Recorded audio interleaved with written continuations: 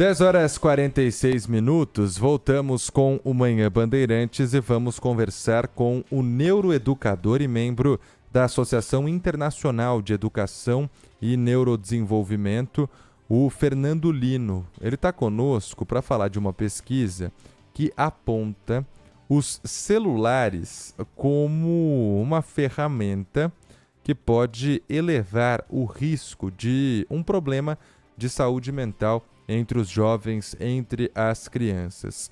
Tudo bem com o senhor? Bom dia, seja bem-vindo à Rádio Bandeirantes. Bom dia, Victor. Bom dia, Marco Antônio. Bom dia a todos. Bom dia. O que essa pesquisa aponta exatamente? É o uso dos celulares na escola? É o uso dos celulares em geral? O que exatamente a gente pode concluir? Bom, esse levantamento, na verdade, ele foi realizado com mantenedores e diretores pedagógicos, né? Então, são pessoas que acompanham diariamente essas crianças e um volume grande de crianças, né? Então, nesse levantamento, 80% dos diretores e mantenedores afirmaram que eles acreditam que o celular ele causa diversos malefícios, principalmente de saúde mental dessas crianças. Nós realizamos essa pesquisa em 10 estados aqui no Brasil e ela vem já nesse contexto onde o celular e as redes sociais, de maneira geral, estão sendo discutidas ativamente, não só no Brasil, como no mundo também. Eu queria entender do senhor quais são as principais patologias mentais, psiquiátricas que são geradas por esse uso do celular. Nós temos já algumas patologias mapeadas já há alguns anos, né? Então, desde 2015, 2016, começaram a surgir pesquisas que apontavam que o nível de ansiedade, por exemplo, de crianças pode aumentar. A gente sabe que tanto a ansiedade como a depressão aumentou nesse público, ainda que correlação não implica em causalidade, muitas vezes é complexo, né, a nível acadêmico, comprovar que você utilizar o celular necessariamente vai aumentar a sua ansiedade e depressão, mas nós sabemos que esses dois fenômenos aconteceram nos últimos 10 anos, né, nos mais de 15 anos agora.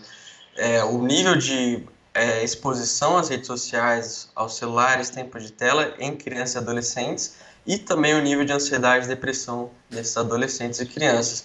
E não param por aí, né? A gente sabe que, e aí sim existem outras pesquisas que apontam, inclusive a causalidade, que o nível de atenção dessas crianças diminui, o nível de compreensão cognitiva também é afetado na sala de aula, e fora também outros casos, inclusive, de cyberbullying que acabam ocorrendo fora de sala, né? Nas plataformas e redes sociais, e acabam invadindo os corredores das escolas.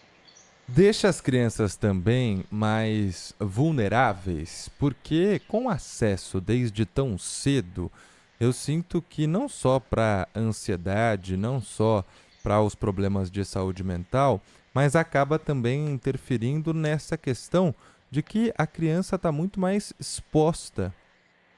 Sim, ano passado, uma organização chamada We Protect, que é uma aliança global de proteção a menores online, eles fizeram um estudo muito interessante, onde eles criaram perfis fakes de crianças, né, e colocaram esses perfis em diversas plataformas, jogos online, que as crianças estão acostumadas a entrar. E para grande surpresa, na verdade, dos pesquisadores, levou apenas 19 segundos para um desses perfis ser contactado por um predador online. E isso acontece em 19 segundos para que ele deixasse claro que ele queria levar essa criança para outra plataforma e as intenções dele. E isso acontece, na verdade, porque esses predadores online, primeiro, eles não só estão falando com o seu filho ou com o seu aluno, eles estão falando com dezenas, centenas de crianças ao mesmo tempo, e eles fazem isso porque eles sabem que um percentual dessas crianças vão se engajar em contato.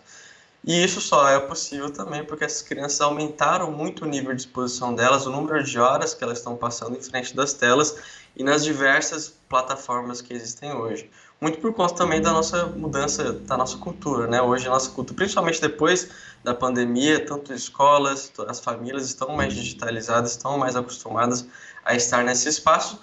O problema não é que as crianças estão entrando nesse espaço, mas como elas estão entrando nesse espaço. Muitas vezes elas entram sem nenhum tipo de supervisão, sem nenhum tipo de conhecimento do que é perigoso, o que não é. Não só as crianças, mas também os pais, eles acabam deixando as crianças entrar nesses espaços. E se muitas vezes no ambiente físico, né, eles têm mais cuidado de saber onde estão indo ou o que estão fazendo, no ambiente online, muitas vezes esses pais não têm esse mesmo cuidado e acabam simplesmente utilizando como a babá eletrônica esse espaço para passar um pouquinho de tempo, sem muitas vezes perceber que existem riscos reais ali, que a criança pode ser cooptada por algum tipo de predador.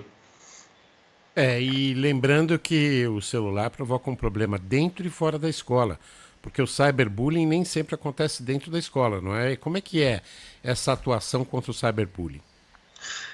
Pois inclusive nesse debate de banir ou não o celular, alguns anos atrás a OCDE lançou um relatório muito interessante onde ela estudou o que acontecia com escolas que haviam banido o celular. E uma das conclusões que ela chegou, inclusive numa nova meta-análise que a gente teve esse ano, é que, por exemplo, o caso de cyberbullying não havia diminuído nessas escolas que tinham banido os celulares.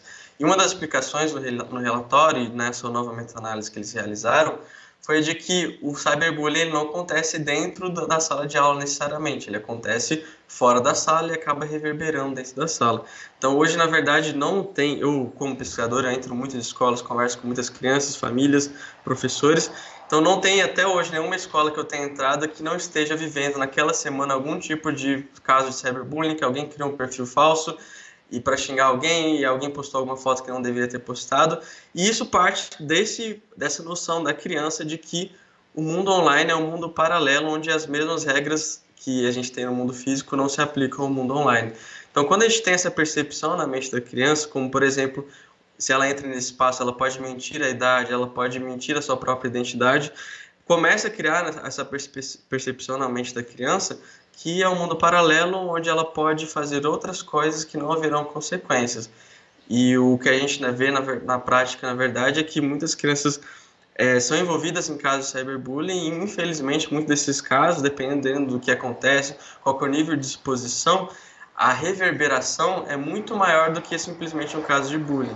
O caso de bullying ele pode acontecer ali no corredor da escola, vai ficar entre as pessoas que viram aquele caso, obviamente é lamentável, só que o caso de cyberbullying vai ficar exposto para o mundo assistir o que está acontecendo, né? Então, o dano potencial que um caso de cyberbullying pode levar para a vida das crianças, dos envolvidos, pode ser muito maior do que o caso de bullying, vamos dizer assim, tradicional, que infelizmente existe nas escolas do nosso país.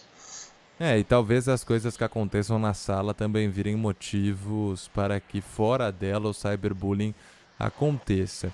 E aí, a última pergunta que eu gostaria de fazer para o senhor tem a ver com justamente essa questão do uso de celular, mas de uma forma em que as crianças, neste momento, já estão muito habituadas. É difícil voltar atrás? O senhor concorda com isso?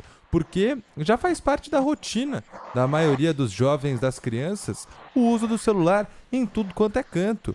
Quem não pisou recentemente em um restaurante e tinha um bebê com um tablet, um celular em frente à mesa para que os pais pudessem comer em paz? Sim. A tecnologia é algo cultural da nossa sociedade, né? Não tem como que a gente fugir desse aspecto. Porém, a gente sabe que para determinadas faixas etárias, eu diria que é necessário a gente dar um passo atrás, sim, né? Ainda que eu não seja favorável a dar esse passo atrás, inclusive para crianças mais velhas, de 8, 10, 12 anos. Mas para crianças mais novas, a dica que eu sempre dou para os pais é tentar adiar o máximo possível essa exposição que eles têm às telas de maneira geral. E, após isso, aí de fato eu concordo com você, que é algo cultural, não tem como a gente se negar esse fato que as escolas estão mais digitalizadas, a vida nossa está mais digitalizada, principalmente após a pandemia. Então, eu sempre sou favorável a uma abordagem não de proteger as crianças da internet, mas proteger as crianças na internet. E isso é mais complexo do que simplesmente banir celulares, né? Isso requer muito mais cuidado, tanto da escola, no ensino, de como que as crianças utilizam a tecnologia de maneira responsável, como dos pais, como que a gente ensina eles a supervisionar e educar essas crianças de maneira correta, de como que eles entram nesse espaço de maneira responsável e saudável. Fernando Lino, neuroeducador e membro da Associação Internacional de Educação Neurodesenvolvimental. Muito obrigado pela participação do senhor aqui conosco na Rádio Bandeirantes. Um abraço. Um abraço. Obrigado.